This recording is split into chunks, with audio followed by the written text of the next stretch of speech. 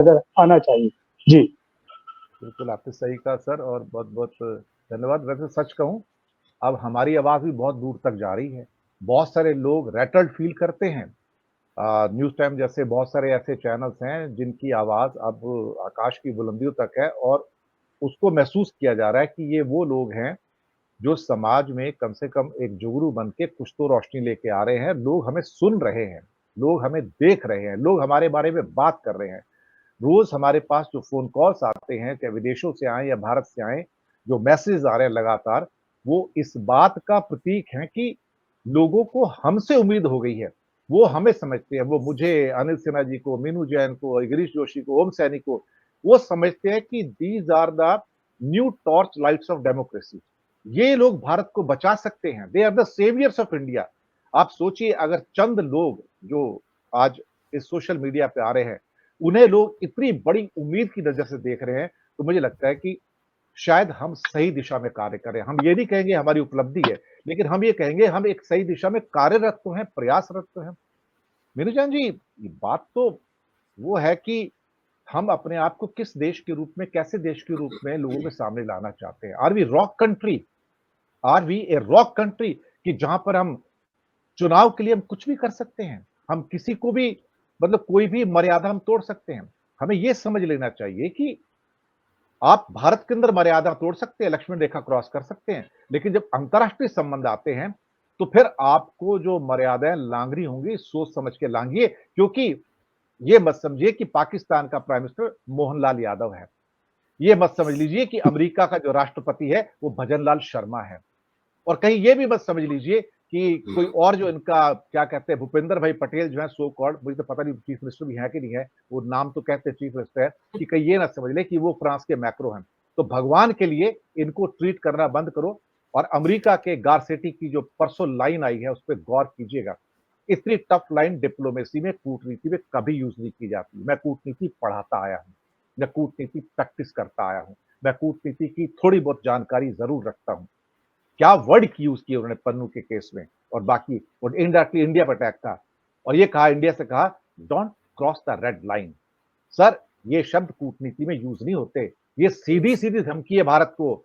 ये वर्ड है उनके गारसेटी के, अमेरिकन एम्बेसडर के, don't cross the red line. यानी कि हमें भजन लाल शर्मा की तरह ट्रीट करने की कोशिश मत कीजिएगा। मीनू जैन जी। जी दिनेश जी, जो आपने कहा, असल में तो मोदी जी समझ ही यही रहे हैं कि जो आपके जो ये बाइडन है, मैक्रो है या ट्रूडो है, उनको वो समझ रहे हैं कि ये मेरे कारिंदे हैं, जैसे मेरे दबाव में आ जाएंगे, मेरी हूल पट्टी दूंगा मैं और ये चुप हो जाएंगे। देखिए, मुझे ऐसा लगता है कि, और शुरू से ही लगता आया मुझे कि मोदी जी को विदेश नीति की रत्ती भर भी समझ नहीं है, और हो भी नहीं सकती थी, क्योंकि वो एक संघ के प्रचारक थे और वहीं से सीधे उठा के वो सीधे मुख्यमंत्री बना दिए गए। और मुख्यमंत्री भी बनाए तो उन्होंने जो वहां करा, जिस तरीके से वहां की राजनीति के ऊपर कब्जा जमाया और वहां का जो सोशल फैब्रिक था उसको तार तार करा और मुख्यमंत्री बन बैठे। तो उसके उनको समझ होने का सवाल भी नहीं था, और हो भी जाती समझ, आई एम सॉरी टू से, अगर कुछ पढ़े लिखे होते, क्योंकि वो उनकी शिक्षा पर्याप्त नहीं थी विदेश नीति जैसे दुरूह विषय को समझने के लिए। अगर कुछ शिक्षा होती उनके पल्ले तो वो डेफिनेटली कुछ ना कुछ अखबारों के जरिए, अखबारों में छपता रहता, पहले तो काफी कुछ छपता था विदेश नीति को लेके भी अखबारों में, तो वो चीजें उनको समझ डेवलप हो जाती। अब यहाँ आने के बाद उनको ये लगता है कि क्योंकि वो पब्लिक ने इनको यहाँ पे महामानव बना रखा है, अवतार बना रखा है, हर हर मोदी बना रखा है, महामानव बना रखा है, तो उनको लगता है कि दुनिया की नजर में भी मैं वही हूँ और दुनिया मुझे वही समझती है। लेकिन ये गलती कर रहे हैं ये, और विदेश नीति का तो इतना इतना ज्यादा फ्रेजाइल, इतना वल्नरेबल चीज है ये, इसको ऐसे थोड़ी होता है जो और आपने जो गारसेटी के वर्ड्स बताए, मतलब डिप्लोमेसी की तो भाषा ही नहीं है ये, लेकिन उनको ये समझ में आ गया, जो अपने यहाँ कहते हैं कि टिट फॉर टैट, छठे छाटे हम समाज रहे, कि ये मानेंगे नहीं इसके बगैर इनको, क्योंकि गारसेटी यहाँ रह रहे हैं और वो बड़ा अच्छा यहाँ की कल्चर और उसका बड़ा अच्छा ग्रास्प रखते हैं, उसके ऊपर एम्बेसडर है वो, तो वो समझ रखते हैं कि भाई ये किस तरीके से इनको कब्जे में लाया जा सकता है। ये तो रही विदेश ने, आपने मतलब सारे दुश्मन बना रखा है। आप पाकिस्तान को धमकी दे रहे हैं। भाई पाकिस्तान की तरफ से इस टाइम क्या हो रहा है जिसके लिए आप पाकिस्तान को घुसा रहे हैं इलेक्शन के बीच में?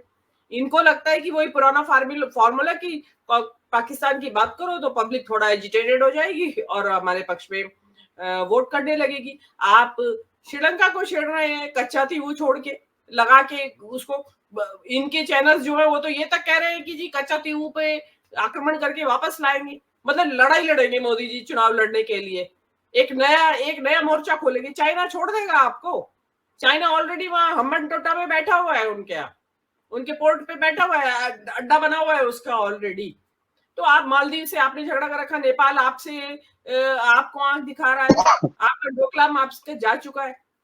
ये कोई नहीं बताएगा आपको, ये मैं बता रहा हूं कि कच्चा तीवू के बदले में भारत में जो मिला है वो वाडगे बैंक का एरिया मिला है। 4,000 किलोमीटर का स्क्वायर किलोमीटर का एरिया है और ये डिस्प्यूटेड जोन था। इसको लंका ने हमें दे दिया।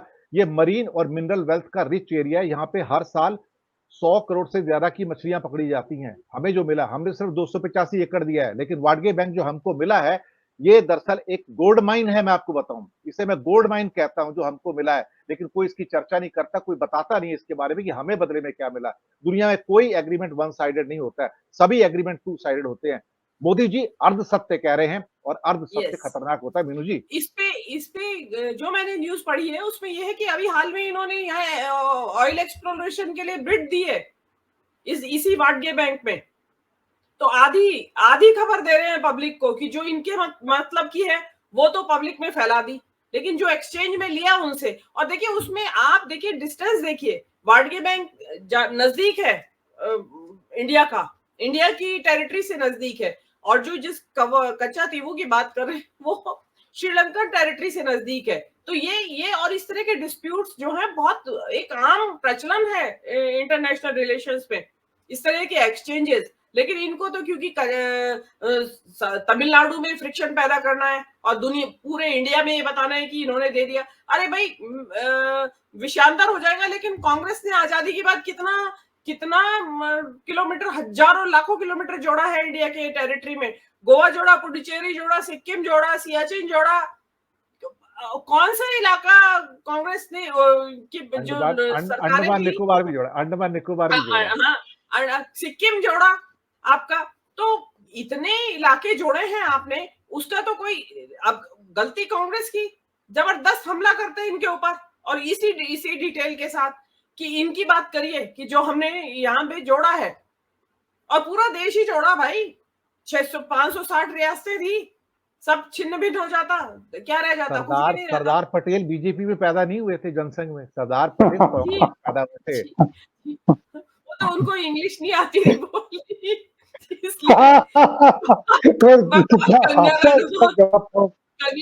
कंगना रनौत का कहना है कि उनको इंग्लिश नहीं आती थी। और पहला प्रधानमंत्री देखिए क्या कमाल है। तो ऐसे सुभाष चंद्र बोस। और एक चीज मैं और कह देना चाहती हूँ दिनेश जी, ये जो नया इन्होंने यहाँ लद्दाख में बैठे बैठाए बगैर बात में मोर्चा खोल दिया। देखिए आर्मी या आपको जिस तरीके का इन्होंने वहां डिप्लॉयमेंट कर दिया है फोर्सेस का, वो तब आती है सीधे जब आपके बहुत सारे राउंड ऑफ टॉक्स हो चुके हो।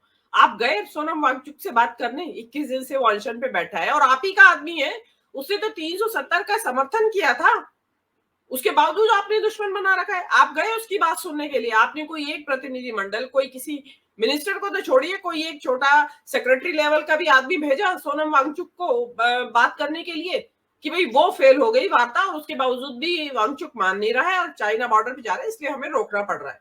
आपने वो तो कुछ नहीं करा जो कि गवर्नमेंट के तौर पे आपको करना चाहिए था। सीधे आपने वही कि हर किसी को शूट एट साइट ऑर्डर कर दो एकदम, उससे पहले कोई प्रयास मत करो। तो आप क्या समझ रहे हैं कि वहां पे इस बात का पॉजिटिव असर गया होगा? आप सोनम वांगचुक का स्टेटमेंट देखिए ट्विटर के ऊपर, और आपने इंटरनेट बंद कर दिया, और उसमें क्या होगा दिनेश जी? धीरे धीरे यही जो एक सिंपल सी बात थी, वो एक बात जो है ये अब एक टेंशन में बदल जाएगी। कौन जानता है सेपरेटिस्ट मूवमेंट में भी बदल जाए। आई एम सॉरी टू से, ऑलरेडी बदल रहा है जी। they are feeling alienated from India कि India doesn't need us actually। yes. ये भावना आ चुकी है वहां पर कि we are not fit in India। वो हमको पराये लोगों की तरह, सौतेले लोगों की तरह ट्रीट करते हैं। हमसे असेंबली छीन ली, हमसे राज्य का दर्जा छीन लिया, ये है उनके अंदर। ये जी, बातें हैं। जी, जी, जी। अनिल